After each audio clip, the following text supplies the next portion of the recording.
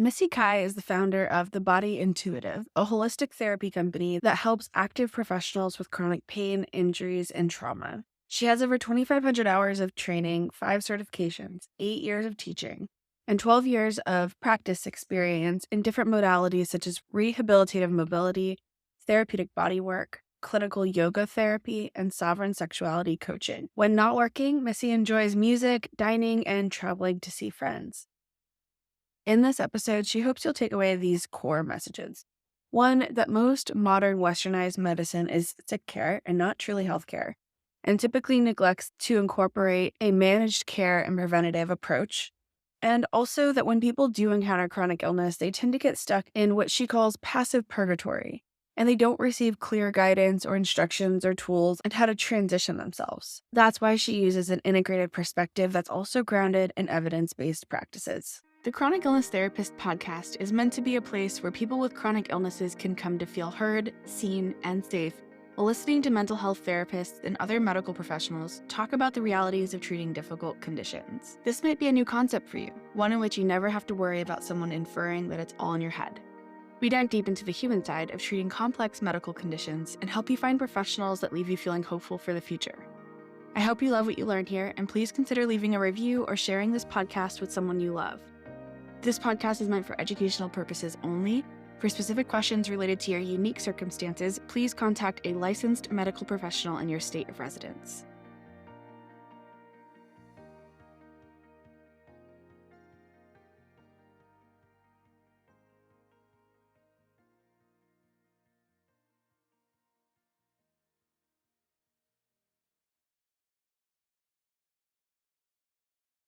Why don't we get started by you telling a little bit about where you practice and what you do and how you got here too? What's maybe a little bit of your story?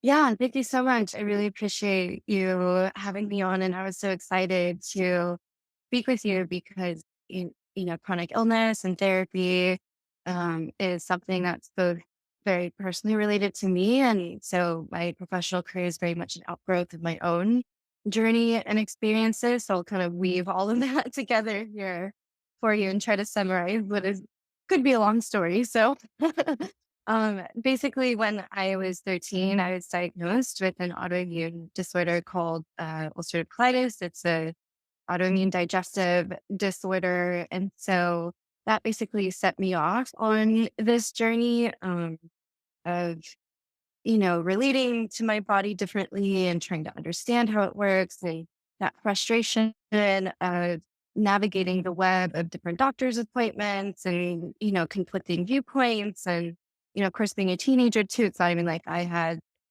domain or sovereignty over my own health decisions entirely at that point either. So it was just a really confusing landscape to navigate. And so, through more holistic practices and lifestyle changes that I discovered through a therapeutic application of yoga. So, a lot of people are familiar with more like power flow or hot yoga, vinyasa. And, you and I had talked about this a little bit where, yoga is made for every body, but, each body needs something different from yoga. So yoga has always had a very therapeutic intention for me. And I was just somebody that really needed an outlet. Um, so something that was, a need became, curiosity, became a passion, became a whole career for me. So in that process, I took my 200 hour, went to yoga therapy training at Loyola Marymount, which is, I believe, the first university accredited yoga therapy program. So a lot of the professors there during that time are kind of like grandfathers in this field. Yoga therapy is a separate field from yoga, even as an institution, as a credentialed profession.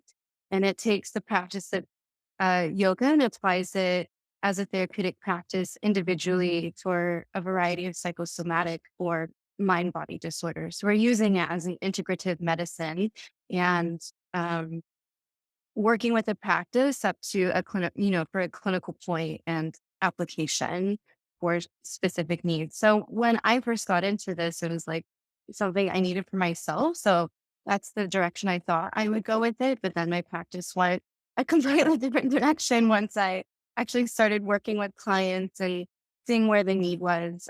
So we can get into some of that today. But again, I'm trying to keep this as brief as possible. But nowadays, I'm practicing in Scottsdale, Arizona, and I also have clients a lot on the West Coast and remotely all around the country. I practice as a holistic somatic therapist, and my main modalities include, as mentioned, clinical yoga therapy. I'm also a certified functional mobility rehabilitation specialist.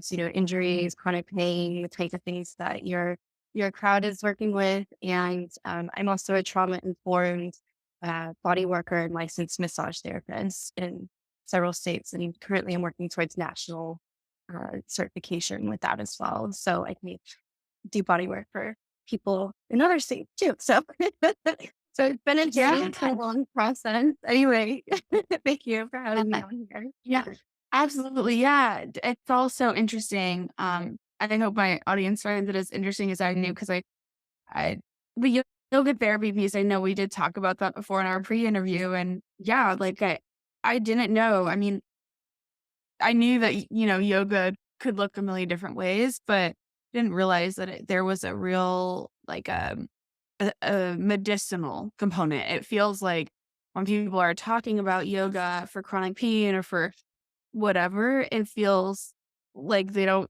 quite have the training that's really necessary for that. And so hearing your training and your background felt a lot different, a lot more grounding. Um, because it just, yeah, you were telling me like it's even like 1,000 hours and or maybe more. Yeah. So, it may have changed since I graduated, and I know that. Okay, so just for your listeners, I'll do a quick breakdown of the differences, major differences between yoga and yoga therapy. And I want to preface this breakdown by saying I completely understand that yoga is often peddled as like a panacea for a bunch of different things. And I have a lot of mixed feelings about that because I know and have experienced the benefits of the practice, and yet I also totally understand if something's kind of shoved down your throat is like, oh, this should be good for you, but then it doesn't work for you. It's not being offered to you in a way that can actually genuinely meet your needs, and that can feel really frustrating and maybe elicit feelings of shamefulness or embarrassment or anything like that. And I actually work with the mostly male population. I mean, I work with all genders into my practice, but they have a lot of different hangups than a woman might in approaching something like a yoga practice, even to begin with. So I want to dispel some of those myths like right away. So in the breakdown of yoga versus yoga therapy, one of the first and main ones is the certification process. So the 200-hour that you see in the yoga world is the very basis and the prerequisite for entering a clinical yoga therapy program. So you already have to have that, or you'll get it along the way of being in your 1,000-hour yoga therapy program. I think they might have increased the hours to 100 or 1,000 and 100. Anyway, um, so that's just the starting point, right? Is that 200-hour training. So most teachers in that 200-hour are really going for choreography, for vinyasa, flow, focus, learning how to sequence different postures. You'll learn probably a good overview of the basics, the yamas and niyamas, which is like kind of the 10 commandments of yoga philosophy, essentially. Those types of things, right? You'll have a good sound grip on all of that, but it doesn't necessarily certify you or give you the tools needed to work with somebody therapeutically. Like yoga, there's a difference between yoga having a therapeutic effect or beneficial effect and actually using it as an applied therapy. So for that, you're right, you do need a lot more training. And so there's a lot of kind of grit your teeth moments in this industry where you're like, okay, let's be precise about the things that we're claiming and let's be accurate about how we can apply certain tools and honestly comprehensive in our understanding of them and the ways that we can work with the individual. Yoga therapy very, very much emphasizes adapting the practices for the person. So there's really no cookie cutter approach here. So that being said, within the bigger realm of yoga, there's many, many lineages. There's Bikram, there's Anusara, there's Ashtanga, I could go on for Iyengar, just pick your guru, right? yoga therapy also has a lineage. It's called yoga chikitsa in India. But it's inextricably interwoven and tied with its sister science called Ayurveda, which is the Indian system of medicine. So it takes Ayurveda and the yoga philosophies and practices and approaches, including asana poses, breath work, pranayama, and mindfulness practices, meditation, withdrawing of the senses, observing the self inquiry, a lot of the things that you would go over in therapy, right? So it involves all of those layers together and then distills it down to practice for that person. So it works in a holistic, integrative way where we need to learn a lot more about the person that we're working with up front in order to appropriately tailor and specify what their practices are. And even within that, we're trained that certain practices have a general effect, but there's nuances and contraindications that you also need to be aware of for different types of disorders or imbalances that present in the soma or the body. Um, so that you're making sure that the practices are landing in the proper way. So I don't claim to be a mental health therapist. I don't claim to be a doctor. I think it's very important that we stay within the scope of our practices, and at the same time, it's like we also have to know enough to be able to speak to the doctors, be able to speak to the, holistic side of things and interweave it together. So what I tell my clients is that it's a very managed care approach that we take. And my personal philosophy is that I'm not eschewing or poo-pooing any side, either the medicinal or the holistic. What we're aiming to do is integrate those together and simplify that and distill it down into exactly what the client needs. To tie all of it together in a more holistic way instead of a very bits and pieces kind of way that Western medicine often does. So, yeah, so the 200 hours is the start. The certifying bodies are even different from each other. There's the Yoga Alliance that does all the yoga certifications, and there's the IAYT, the International Association of Yoga Therapists, that is a certifying and governing body for the international yoga certification. So they're going through a lot of changes right now. They're even introducing like a professional licensing exam and like all of that stuff. They're really trying to build the credibility of the profession. Yeah, well, you're doing a good job advocating for them because everything you said sounds wonderful. Um, what are some of the like main tenets of your work, whether that's philosophical tenets or mechanical tenets? You can kind of choose where you want to go with that question, but just kind of curious about some of the pillars. Thanks. I think it's a great question. So my practice is not just yoga therapy. I have more trainings than that. So with my individual practice, I can speak to that. Similarly, like doctors or dancers or martial artists, there's different kinds of yoga therapists, right? So my specialty is within the realm of chronic pain, trauma, injury rehabilitation, or some combination thereof. I also offer intimacy coaching too, because I found a lot of times as clients would get comfortable with me, they would start opening up about, that realm of their life. And at first, I saw them as very separate, but now that I've been working with it for a while, I see them as very related to each other because, our intimacy and sexuality is very closely tied to how we relate to our bodies and express ourselves through our bodies and have feedback with our bodies. What is the relationship to that? And that's very much at the core of what I teach, which I have dubbed quote unquote personalized practice. So that's my whole main pillar. That's my whole shtick, my whole jam, which is, make the practice work for the person, not the other way around. So we've taken a whole long loop around what I was saying earlier that we want to put the individual at the center of their treatment and emphasize the wholeness of the self and give the person the proper tools at the proper time and the proper dosage, just like a medicine would, um, to implement the kinds of changes that we want to affect in their life. And so, in my realm, which is again chronic pain, trauma, injuries, usually we start at the Anamaya kosha, which is the physical body layer. That being said, that's usually what brings people in. It's easy to get it's easier to think about a physical kind of pain, like, oh, the shoulder hurts or I have a back pain. It's almost more socially accepted to have those kinds of pains where you can see it, right?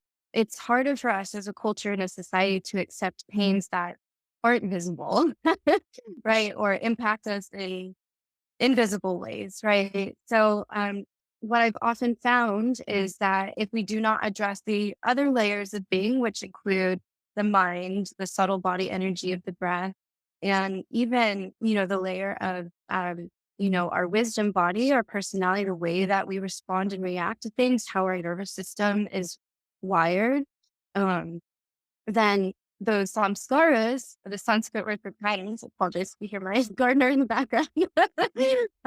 The samskaras will continue to repeat themselves. The patterns continue to repeat themselves. And so a lot of clients will come to me when they've seen like, 3, 4, 5 other providers that haven't gotten better. And a lot of times that missing piece is that we haven't sufficiently or completely addressed the emotional and psychological component of what their pain or pain story is or their trauma story is. So I don't even need to know what the story is necessarily to be able to work with that. What we need to focus on is how do we interconnect and interweave all these layers together and get that to soften enough for the possibility and opening of working with the physical body. And for people who have had trauma, there's a lot that can come up there. There's a lot of subtle nuances. And so that's why we go through this really thorough process of an intake. And I really try to get to know all aspects of this person, their diet, their sleep, their lifestyle, their relationships, their support system, their physical practices, their hobbies, because that way we can link their personalized practice to what's important to them in their life and make it meaningful for them and create a practice that's personalized to be contained within their life. Otherwise, they're just not going to do it. And it doesn't matter how good the technique is if you just never do it at all. Right. So that's my whole spiel and stake is to get people doing their own practices. And it's really, really hard to be consistent and accountable with yourself compared to going to a yoga class and somebody else telling you what to do. But that's where the gold mine comes in with this type of work is that you have ownership over that. You always carry it with you. Nobody can take that away from you, whether the studio's closed or your therapist can't see you or anything like that. You have those tools with you everywhere you go. So the point of all this is really just self mastery, right? So you can live and enjoy your life and just do the things that you want to do, right? Not have the scene Yeah. eating your joy. Yeah, absolutely. Yeah. And I know you have your ebook, which is a little like free thing for people to sign up for. And um, in your kind of 5 steps, I think the one that sticks out for me is adapting your practice. You can probably go over some of what's in there, but when you talk about adapting your practice, I mean, that's a piece that a lot of practitioners of all different kinds, therapists, doctors, chiropractors, massage therapists, like we learn these techniques and are told like this is supposed to work, but it doesn't adapt to the person. There's so much more that goes into making a flexible and personalized program. So, yeah, do you have anything that you'd like to share either about that or about personalized practice? Yeah, 100%. Thank you for asking. Great question. So, I like sharing this ebook because to get your personalized practice started, to do something consistently for yourself, there's tons of programs out there for you to explore. You don't necessarily have to take mine. But what I found in, my 8 years of doing this is that a lot of times people don't have the foundational steps in place to start this journey off. And then they get frustrated and it self perpetuates this downward shame guilt spiral, which is exactly the point of what we're trying to get them out of, especially if they have trauma or injuries, right? Because it's already a difficult situation to deal with. So by breaking things down into smaller steps and even just acknowledging that there's a process to starting the process. I always think starting is half the battle. So if you could just get yourself started, then we can get into all the fun stuff of like, okay, what do I practice? Is breath work better for me today? Is movement better for me today? I mean, there's so many different directions you can go. I don't really care what technique you use as long as it works for you and it accomplishes the said purpose, right? That's what we want at the end of the day. So, however that can fit into your lifestyle. So, I just want to get people started with that. I find that the biggest challenge that people have in approaching something like this conceptually is like, oh, I don't have the time. I can't schedule it out.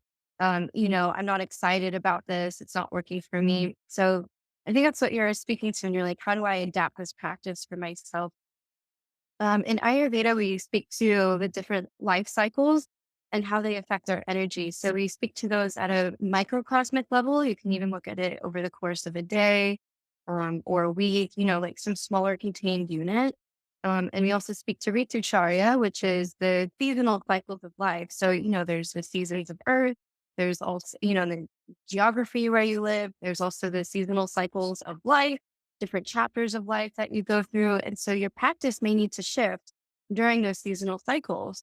So the structure that we're creating here is that there's always a practice for you to come home to yourself, and that there's always a tool or technique for you to help you experience psychosomatically in a felt sense that balance and that inner centeredness that we're seeking, right?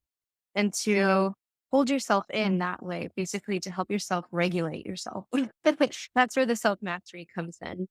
Um, that being said, yoga doesn't take away the hardships of life, but it does give us tools to be able to cope with them. I don't think that yoga is the answer, the hardcore individualist ruggedness of just pick yourself up by your bootstraps. But it's just, if there is room and space for us to affect a better outcome within ourselves, or even just shift how we feel in relationship to ourselves and building that inner resilience of like, no, I can face this. And I do have these practices to hold me in this process. That's the structure that we're implementing here. The exact way that it looks is going to be completely unique to you, completely different to whatever's going on in your life. And so that's the flexibility. So structure and flexibility, discipline, and surrender is where you get flow, right? And flow is what we talk about as a yogic or blissful state. You're just so in the moment that you're completely present. Things are moving. It feels like there's a lack of resistance impeding you in your life. And that state is very healing for our nervous system. It's very healing for our bodies. And there's a lot of different ways people can access that state. Practice is where we can allow ourselves to either rest into that nourishment deeply and receive that, or stimulate our bodies in a way where we can build strength and resilience to face whatever challenges that we're coping with. So we may need to modulate that practice according to what's going on each day, each week, each month. So I try to get my clients to structure it out week by week and month by month. I say, okay, 3 months is probably the longest we can think about a container of completing an action, right? So we have our bigger goal. Let's break that down into 3 monthly cycles. Each month is about 4 weekly cycles of practice. If you can do 2 to 3 days a week, about 10 to 20 minutes, it's about an hour a whole week of practice, you will see an effect. Now, you can always do more, but when we're already taxed, the nervous system is simple is enough, right? Do the one or two things. That's it. Because as soon as we blow that, the whole structure is blown. And then again, we go into this self shame cycle. I really try to avoid an aversive relationship to practice with my students. We want to have practice be a safe harbor, a safe space to come back to anytime you need. We need to set it up in a way that works for them, which is a whole art and science, which is, what my clients come to see me with. But if I could just drill it down to the essence, make sure you have the equipment you need, get your space set up, look at your calendar, section out a time that you think is going to work for you.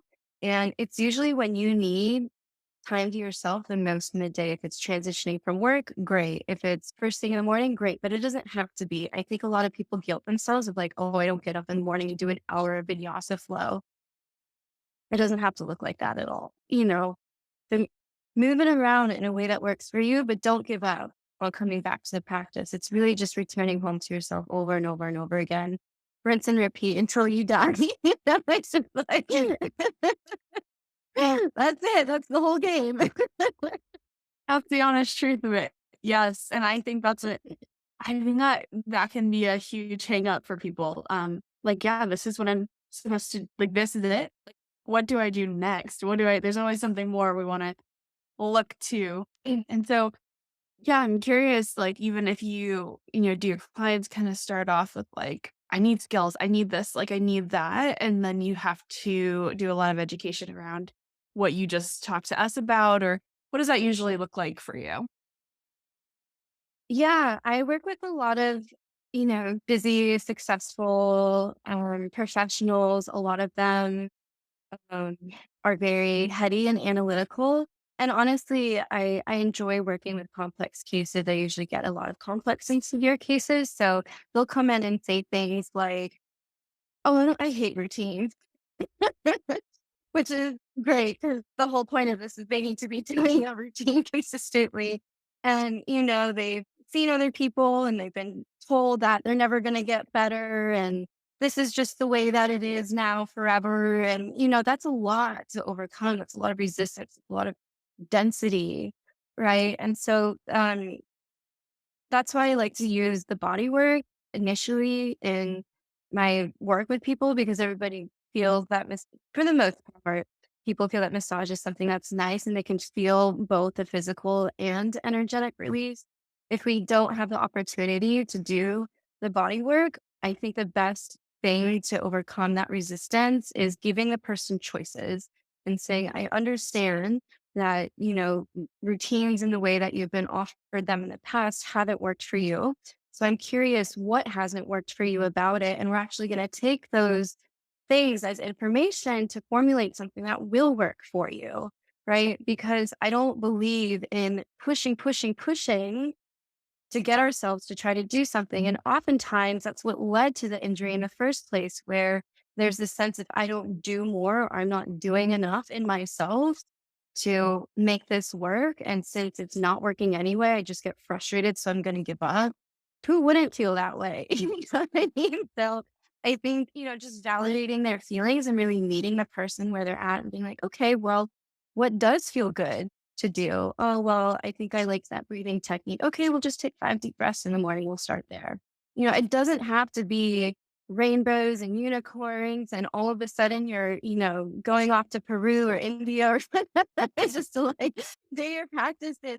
Literally, the point of all of this is for you to be engaged in your everyday life. So we're essentially preparing the mind and the body. And so I think if we reframe that a little bit and say, hey, this is something that you get to choose and you get to feel good about, that is even in itself just a whole shift for the client. And they're like, okay, this is something I get to do. And in fact, if I don't do these things, then I'm actually going to hurt more at the end of the day. And knowing that is not always necessarily enough. And so we recognize that willpower is not something that is reliable for um, a practice like this, that we need to be consistent. So that's why we implement other support structures, such as weekly sessions, such as building a support community around them, such as, building in those therapeutic elements of that relationship. So that way it's like, oh, I am keeping my promises to myself in a way, and that also is healing, for those who are suffering chronic pain and trauma, because it restores that sense of trust within themselves that, oh, I see that a different experience is possible for me, and there's a reclaiming of power in their lives and control over their lives in that. And I think that's what a lot of, chronic illness is. It's like a loss of control over your life. This thing just kind of comes in and takes it over. And it's really, really overwhelming and frustrating. So, just assuring them that this is a safe outlet. You get to choose this, and it's something that can feel good for you, but it does require your commitment. So that's just part of the process. And it takes a little time sometimes, and that's okay. Yeah, I think that's the big piece, the commitment piece. I think there is a lot of shame that happens there, because most of us were not raised in a way that said, "Here's what we need to commit to, and I'm gonna help you and hold your hand until you figure out how to do it for yourself." Most of us are told, like, "I told you 5 times already, why can't you do it by now?" So that's the message, I think, that it sounds like you're really helping people shift, and that is how I view my role as well, is just, I'm here to hold your hand until you feel you don't need it anymore, and Yes, I have I build my life on this too, right? So we have the education, we have the background, we have the knowledge, but it's not really about the things that I know. And that I think is a helpful, and you want that in your mentor or in your person that you're trusting to share information with you. We have to know what we're talking about in that sense. But it's not really about the specific knowledge. It's about it's about the hand holding. Yes. Oftentimes, the therapeutic relationship or the coaching relationship is what facilitates the shift. And I don't think people should shame themselves for not being able to self soothe or self regulate out of that, especially if there's pain or trauma, or especially in a chronic sense, too. There's some cycle or pattern. Again, this sounds word is some scar that's being unseen or unmet or unwitnessed. And if the need goes unmet for a long time, like we can't negotiate away our needs. Our needs just are. And so there's a contention in this process with what is and a grappling with what our needs are to take care of ourselves in the way that we uniquely benefit from and will thrive in. And that's a lot of self responsibility. We may have not been modeled or taught self responsibility in that sense, but again, I also think it's very human to go through phases and cycles with practice, just as the earth goes through phases and cycles too. We may have, points of being very intensely engaged with practice and points of being very disinterested in practice. Um, those points are natural fluctuations, and still the practice is just returning home over and over and over again and asking yourself, what do I need? What is my truth here? What is my body asking of me? And over time, we develop a relationship with ourselves to where we're more sensitive to that. A lot of practice is a resensitization. Trauma is too much, too fast, to the point where it breaks and damages. And the healing from that is the resensitization and the wearing away of numbness, so to speak. It's the recoloring of our worlds here. And so that can feel even scary to approach at first. So I say just titrate, take it off in little pieces and bits. And so slower, consistent steps are better than big everything all at once and then nothing at all. Big all at once, nothing at all. We want to start to smooth out those cycles over time.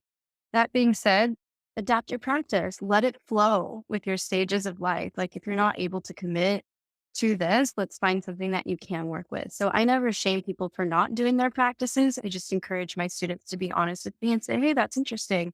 Just curious, why was that? Why didn't you meet your practice goals this week? Oh, well, there was this going on or this going on.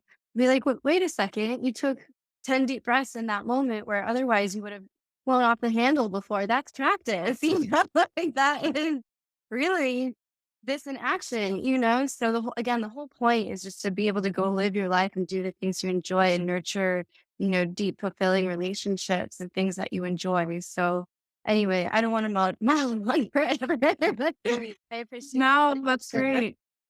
I'm curious, I work a lot with women and cycles, and so of course menstruation comes up a lot, but you work a lot with men, and so I'm curious, are there any cycles that are specific to men that you would talk more with them about? Oh gosh, yeah. So I work with a lot of men, kind of like in their middle ages of life and middle stages of life. So what I see come up a lot is um, so many things. I have a great presentation on YouTube about healing the male trauma cycle because the way that men cope with trauma is different than the way that women do. And so it will present in different ways. So a lot of times things like, substance abuse or difficulties and intimacy might come up, or there's this general feeling of like, oh, I'm getting older and a grappling with the aging process, not wanting to get older or wanting to still feel young as long as possible. But then, the injuries and mobility, the aches and pains start to come in and they're like, okay, I'm not invincible anymore. I'm not 22 anymore. Right. So, and there's many aspects of life that this bleeds into. So it also impacts their career, how they're able to show up at work. It also impacts their self image and their confidence in terms of dating and intimacy, depending on the stage of life that they're in with relationship. So I always tell them, I know this is hard work for you to do. I think it's really courageous for you to even be here in the first place because you're raising your hand and saying, I need help with something. And oftentimes, even that is too vulnerable for the guys, right? To say, because um, needing help or vulnerability can be seen as weakness. And it's often true. So even for them to get to that point in the first place, I think is really brave. So I just try to be really grounded and practical in the way that I approach my work with them and just say, here's how this is going to benefit you. Here's the couple things that I need you to do. And let's do it in a way that feels good to you and fits within your lifestyle. And actually what I found is even though the guys are, tend to be a little bit more resistant at first, they, after that 2 or 3 month initial hump period of working with them, will stick with this for years. They'll be some of the best practitioners and they'll do their practices for like 5, 10 years consistently. It's like that old guy running a marathon. He's just placing one foot in front of the other, right? So he eventually gets there. It's really beautiful to Yeah. witness. 'Cause, like, when they become leaders of their communities, they're a lot more in touch with themselves and their bodies. They're able to share and articulate these concepts to other people and encourage other men in their community to, approach these kinds of practices or reframe their thinking. But it's not like me telling them, you need to think this way or you need to change yourself this way. It's a process they go through themselves and say, okay, here's how I can make myself better. And now I'm better for my community, whether that's, at work, in my intimate life, or even just with my friendships. They're able to access a lot more and hold themselves better, I think. Yeah. I mean, you're really speaking to values work, what's important to you and why is it important. And we use that as the foundation to decide what we're going to do and how we're going to do it. And then we commit to ourselves and then we work on the shame that comes up when we drop that commitment and all of that. So yeah, it's really a holistic practice in all senses of that word. Absolutely. What we're looking to give back here is a sense of wholeness, a sense of empowerment, and a sense of healing. Really, like you said, there's lots of ways we can get there, but it's not always about the modality itself. Yeah.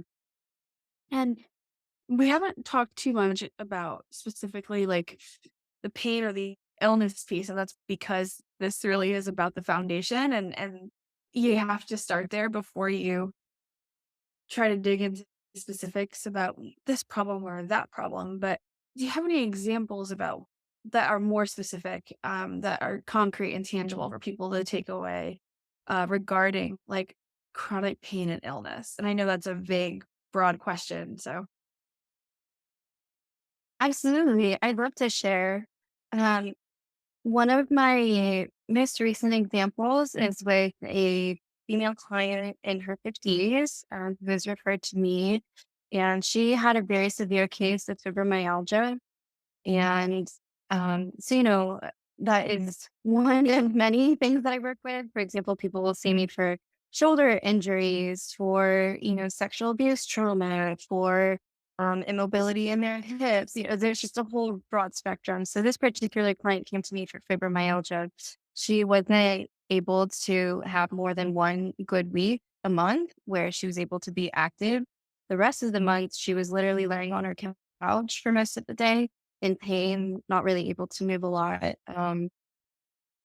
She had been through quite a lot in raising her children. And so I think over time that impacted her body, where, again, it was a form of trauma where it was too much too fast. And so for my lens, it was the fibromyalgia was an expression of the symptoms of bearing too much for too long, both emotionally and physically. She was very, very devoted to her children. So um, that is not the Western view the fibromyalgia is the diagnosis, right? But what is really the underlying imbalance there? The diagnosis is the name that we give to the cluster of symptoms that have been previously identified and agreed upon by medical community. That's what a diagnosis is. That doesn't necessarily encompass the other element to it. And so we were able to work with her over a 6-month period. We're actually just finishing her treatment now, and she's been fibromyalgia attack free for 2 months now, which is before that would have been completely unheard of to have 2 completely flare free months. So how did we get there? It's exactly what we just talked about. Not to oversimplify things, but it really is the same process, which is, I learned a lot about her so I could tailor something to her life. We started very, very small. It was maybe 10, 20 minutes of restorative therapeutic yoga based practice. When she was too tired to do stuff, I told her to rest and said, please don't try to do practice because that's what got you here in the first place is trying to do too much when you're already taxed. So even just having that permission gave her the relief of, oh, I don't have to do this. Right. And then within that relief, there's space to actually want to do more, ironically. Right. So slowly over time, her body learned to trust her that she wouldn't push it to the point where it would need to fall into a collapse or an inflamed, flared up state for her to listen to herself, I need rest or I need nourishment or whatever it is, right? She started giving herself to that to herself within the structure of the personalized practice that I gave her. And we built that practice based on her Ayurvedic dosha and the cycles of life that she most resonates with naturally. So we shifted some things around in her schedule. And again, that freed up energy for her. So that way, going to practice no longer felt like a chore. It was just part of her flow in the day. Does that make sense? So then she's starting to hit, these beneficial practices and a better cycle within her day. And then those wins just keep stacking on each other. Yes, there were some things that came up during our treatment. She actually still had some really stressful incidences happen, but I was so proud of her because she was able to use her practices and buffer those to the point where she didn't have a fibromyalgia attack. That's huge, like that. Oh, So yeah, that's trained her resilience and her system to not need to go there anymore. So that's what I'm saying. Like the diagnosis, in my view, is just a label of the symptoms. We need to understand why the symptoms are there in the first place, right? Unless there was like some car crash where it's like, somebody ran into your arm. I also have those clients too, yeah.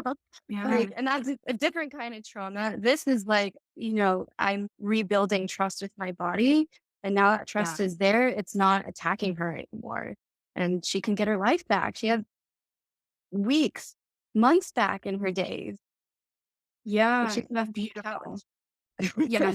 Yeah. Especially with fibromyalgia, it's such a tricky one. There's such few answers in the medical community and so much trial and error. And of course, the work you're saying is also trial and error. But again, from that Western perspective, the trial and error often comes across like you tried, you failed, it's your fault. Therefore, try again harder. And this is much more like, no, you tried and something went wrong somewhere. Let's figure it out. Could have been something you need to shift very slightly, could have been something in your environment. It's always likely a combination of the two. So you're Yes. gentle and again holding their hand, which Yeah. we don't get in our medical system. And it's No. such an important part. 100% resonating with you, vibing with you all over here. Yeah, I really want to validate their inner voice because that is what is going to lead them back to themselves. And we all have an internal witness, um, our own intuition telling us things. And I feel that if someone has chronic illness, this intuition is likely to be pretty strong. It might just be buried. And so this is an unearthing of that inner insight and a validation and a restoring of trust in that process as well too. Anytime there's a resistance, I really want my client to be open with me about it because there's something that we can work with in that. If we work with the truth of what is, the truthiness of it all, then it just all comes into the light, and it's like, oh, you don't have to force yourself into a box. It's not working for you. This is a personalized practice. This isn't Missy, you know, this isn't Missy's way of being that is, the supreme end all be all. It's like what works for you. And so throughout that process, my clients often tease out of themselves greater insight and awareness of what actually works for them. And my job is really just to listen and mirror that back to them and say, okay, it sounds like this worked really well for you. Or you really liked this pose. Let's do more of that. What did you have challenges with? What did what came up when you decided not to do practice? Oh, well, my mat was in the garage and I didn't want to like take it out. Or, I was just so exhausted at the end of the day and I want to go out with friends. Okay, so evening's not a good time for you. Let's do like a 10-minute lunch break, you know, and it can change Yeah. from day to day too. The point is just to be consistent with it, right?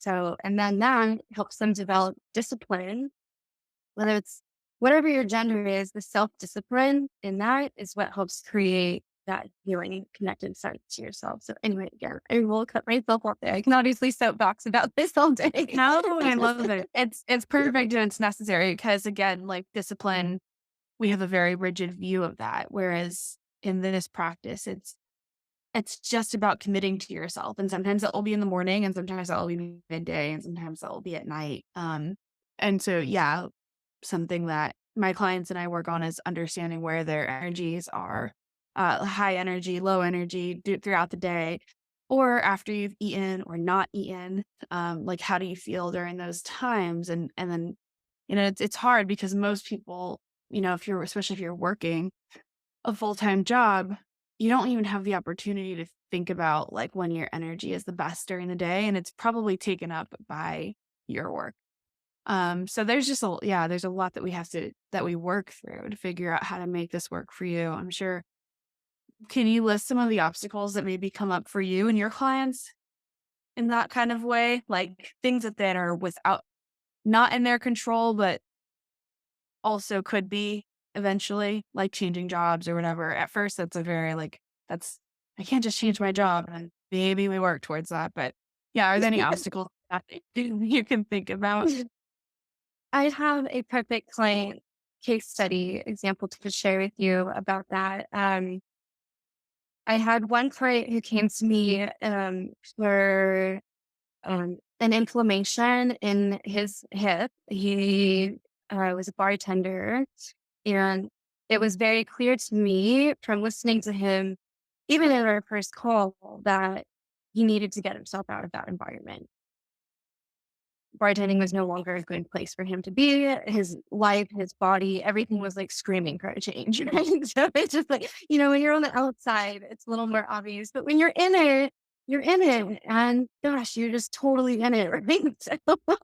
um, I never told him, you need to change your job. We went through a practice of, okay, well, let's identify the things that may be inflaming to you in your life. What kinds of things are supportive for you to not feel inflamed in your life? This is this person's livelihood and they've done this for years. So I'm not, who am I to come in and be like, just quit your job?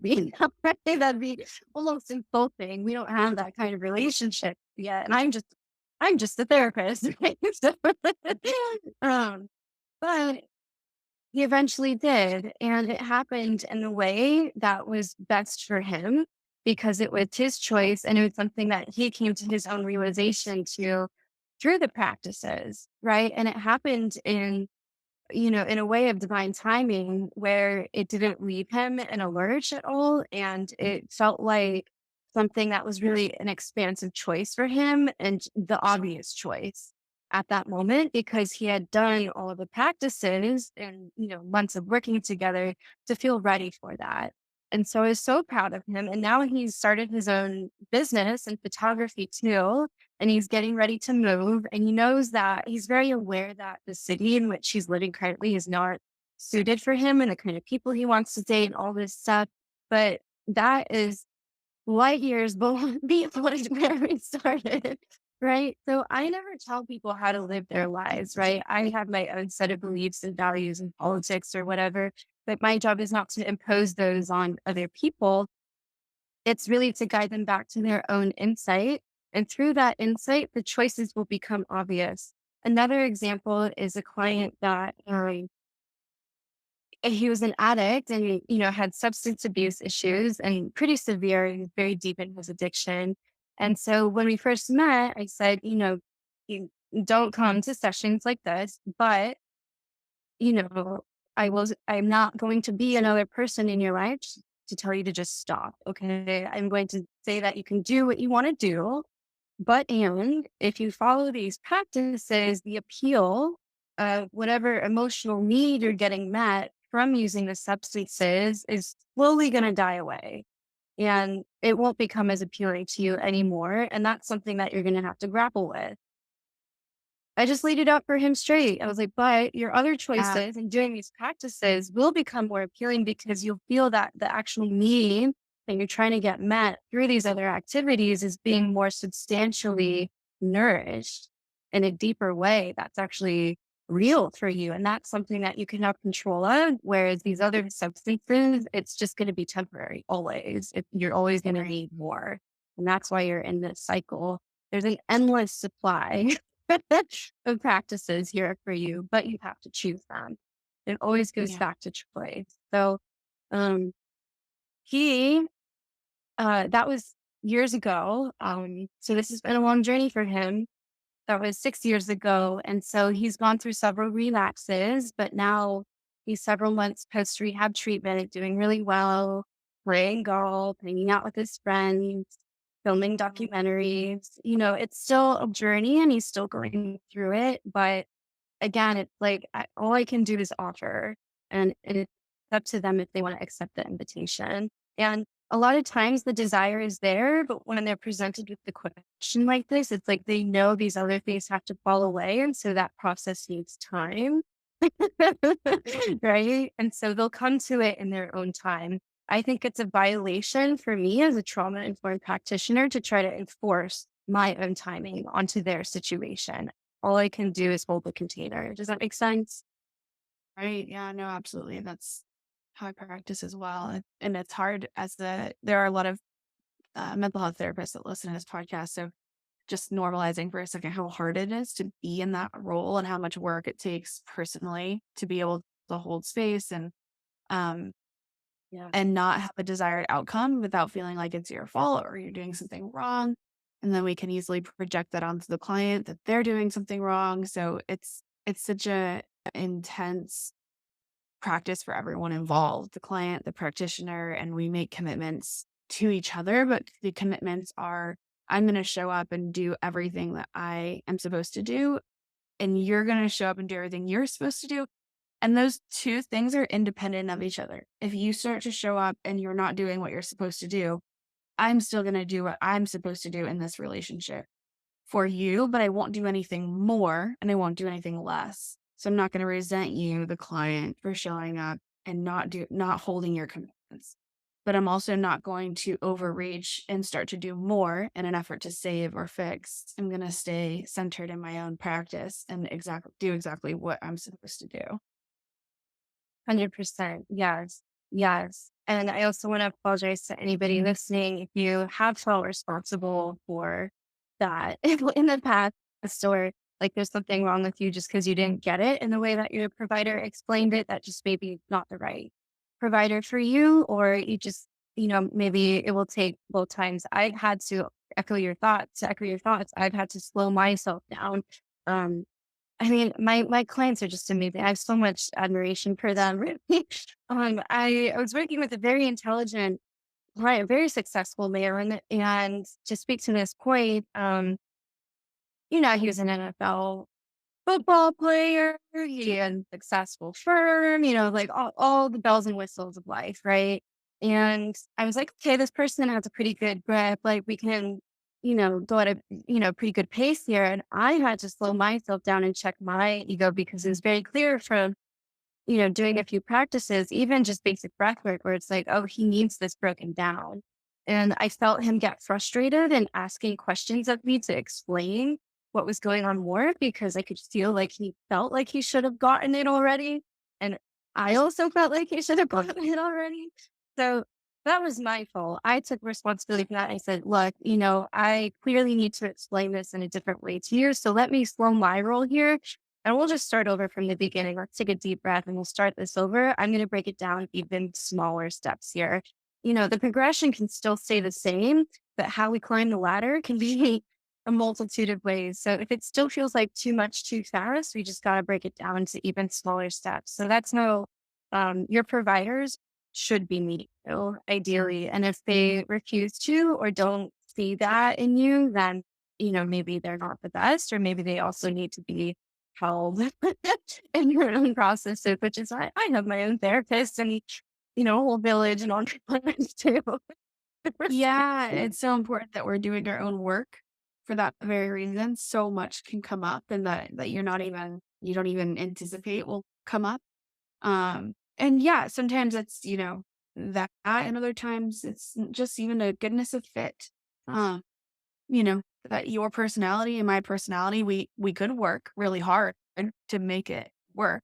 Or we could refer you to somebody who has a better match for your personality, so that the work is easier. Because that's really, and I did hear you talk about that concept and titration, and we want to ease into this work. Otherwise, we just fall back into the all or nothing crash, burn, go, crash, burn, you know? Yes, Yeah. yes, that's such a deep pattern in a chronic illness community. So, I just, again, I want to leave you with personalized practice, having, it's not that yoga, massage, whatever, holistic healthcare, self care is going to completely eliminate the waves.